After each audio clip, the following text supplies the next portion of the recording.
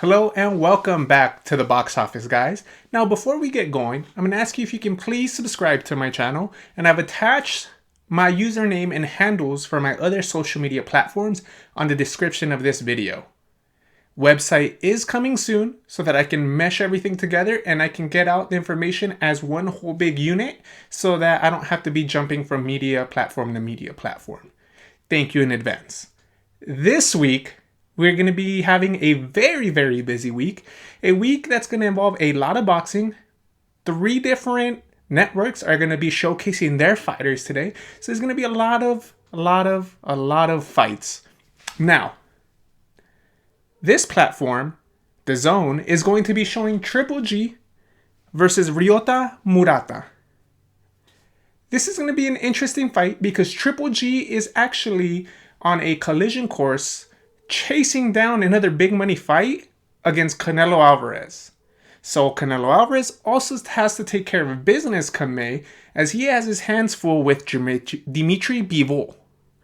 Triple G has Ryota Murata in his sights.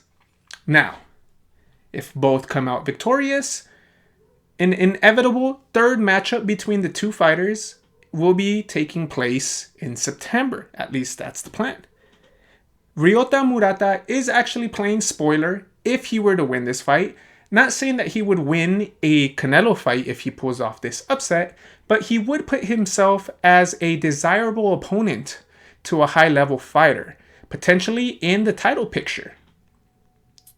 Now, let's talk about Triple G a little bit. Triple G is going to enter the ring as a minus 700 favorite, meaning you have to bet $700, and if he wins, you get 100 in return. There's not a lot of value in a Triple G bet, but he's going to be entering the ring at 41 wins, 36 of those wins coming by the way of KO, 1 loss, and 1 draw.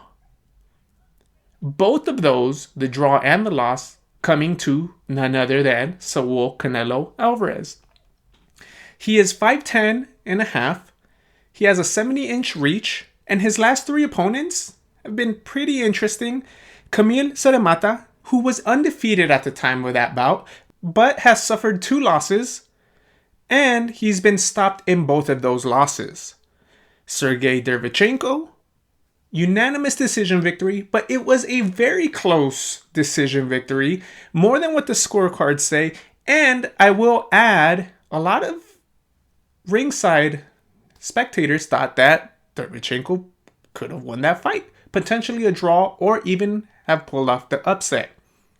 Steve Rolls, he won by KO in the 4th round, and if we know who Steve Rolls is, he recently had a fight against Edgar Berlanga, in which a lot of ringside observers as well that he potentially pulled off an upset, got the draw, but that the scorecards did not read how the fight played out. So Triple G, if he gets past Ryota Murata, he is going to make plans for September. Now, Ryota Murata, on the other hand, is a Vegas underdog. He is a plus 400 underdog. He is going to enter the ring at 16-2 with 13 KOs. Now, as I mentioned, he is a plus 400 underdog. So if you bet $100 and he pulls off the upset, you're going to get 400 in return. His height is 6 foot. He's 6 foot and a half, not quite 6'1", and his reach is 75 inches. So right off the bat, you can tell that he has a significant reach advantage.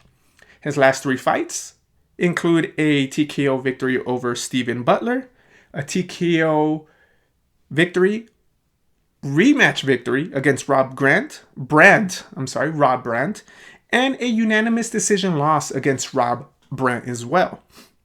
He's looking to spoil Canelo's plans and kind of have this fight as a, hey, look at me. I'm ready for a big payday, a big fight, a title fight, if he were to pull this upset up. Now, before I keep going into the keys of victory, the beautiful thing about these fights, international fights and bigger fights, is that prop bets get placed earlier and earlier in the week. Fortunate for us, prop bets are already out. So I made a little betting guide for you guys so I can read out some of the odds that are going to be placed for this weekend's fight. The money line, meaning the straight up victor, you select who you think is going to win. Doesn't matter if they win by decision, knockout, TKO. It's Triple G minus 700. And I already mentioned that before. If you bet $700, Triple G wins any way, shape, or form, you get 100 in return. For Murata, you bet $100 and you get 430 if he pulls off the upset. We have over and under set. The over and under is 9.5 rounds. Do you think the fight is going to last more than 9.5 rounds? Or do you think it's going to go over 9.5 rounds? Either way you look at it, that one is split almost 50-50. It is at minus 1,200 either way. The sports books can see this fight ending. They can see the tide turning around the middle stages of the fight, but towards the end stages, they're going to have a clear view of knockout or decision. Now, speaking of knockout and decision, do you think the fight is going to end by a decision victory by either fighter or a knockout by either fighter? If you think any of the fighters are going to win by decision, that's at a plus 176. You bet $100. If the fight goes a distance, you get $176 for those $100 that you bet. KO, or it doesn't go to the scorecards, no decision, is at a minus 230. Meaning you bet $230, the fight doesn't go the distance, you get 100 in return. Now, sportsbooks can see it going either way, but they are leaning towards, just by looking at the bets, that the fight is going to end within 12 rounds. And furthermore, going to Triple G, decision victory, that's at a plus 270, meaning you bet $100. If Triple G goes out and he gets a decision victory, for the $100 that you bet, decision victory, you get 270. By KO, it's at a minus 165. And I highlight this because you have to bet $165 to win 100 if he wins by knockout. But if you're confident that Triple G is going to come in and steamroll him, instead of betting the money line bet, which is at minus 700, if you bet that he's going to win by knockout, you just have to bet 165 to earn that 100. Whereas any way, shape, or form, you have to bet 700. So there's a little bit more value, a little more bang for your buck. Now, here's where the juicy numbers come to play, and it comes by the way of upset, of course. Murata by decision is at a plus 700, meaning you bet $100. He wins by decision, you win 700. By KO, you bet $100, and then you would get 1,000. So there's a lot of big numbers kind of trying to bait you into going that route. But two factors that are going into this that I will mention. I'll mention it at the end of the video.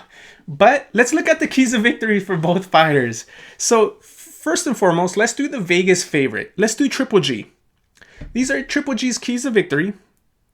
And first and foremost, Triple G, you're going to want to come in behind the jab. This is a taller fighter, and if you're trying to get in the distance so you can shoot your shot, you're going to want to come in behind the jab. You want to blind him with that jab so that he doesn't see other punches coming. He doesn't really see, he's worried about the jab, that he's not too worried about you covering that distance. So come in behind the jab and head movement. Don't come in the straight line. Don't be there to get hit, especially at this day and age where you're a little older.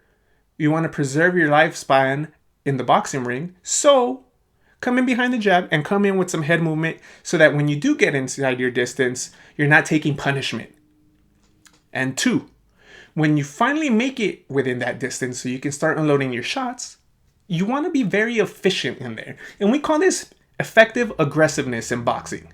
When you're inside, you're going to work, but you don't want to have a lot of throwaway punches so you can land one big shot. You don't want to have him catch a lot of gloves. You don't want him blocking, and you don't want to miss on the inside. So really pick your shots, get on the inside, and start digging to the body, digging to the head. Investing to the body is always a smart idea, and be economical in there. Make sure that every punch counts when you're throwing in there. Again, I said it. Maybe it's the stage that Triple G is a little bit older, but I really want you to preserve yourself, have the energy to go a full 12, and take it into the later rounds. And 3 is don't headhunt. If you get inside your distance and you're on the inside, we know what you can do with your punches. We know that looping right hand, but set up that punch. Set up that punch with the jab. Set it up by going to the body and then come up over the top. If you're headhunting, it's going to be a little easier to block those big shots, and he can start catching and shooting, or he can start timing you and countering you. So mix up the attack. Go head, body, body, head. Throw in some feints. Set up the punches with going down to the body and come changing levels and coming up over the top. You do these 3 things, you're going to put yourself in a very good position to not only win, but have a dominant fight and potentially win by knockout. Now, Ryota Murata, the Vegas underdog. You have 3 keys right here that I have, 3 tips. One of them is use your physical attributes to your advantage. You're going to be the taller fighter in there, and you're going to have reach. Now, you want to use that to your advantage, because if you don't use it to your advantage, it's actually going to become a disadvantage. If you want to bang it up in the inside of those longer arms and that bigger, taller frame, you're going to be more of a target, and it's going to be harder to land your punches. So, use your height, use your reach to your advantage. Now, if your game plan is to bang in on the inside, mix it up. You can do both. You can fight on the inside and fight on the outside. Add wrinkles to your game as you go. But for someone being so tall and having that reach, use it to your advantage. Don't let it become a disadvantage. And you're going to do that by fighting at a distance, shooting when he's coming in, and keeping and staying disciplined so that when he comes in, you don't want to bang in there. You want to hold. You want to get your distance, reset, and then start shooting and work from the top back down. Number 2, counter.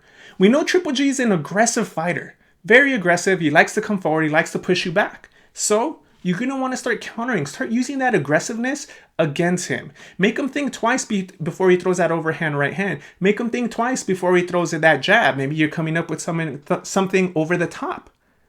So the more you keep him guessing, the more you make him double guess his technique, his attack, his approach, the more time you're going to give yourself on the outside so you can keep popping him with that jab, with those 1-2s coming in. The more time you're going to buy yourself so you can reset and really start. And number 3 is pushing him back.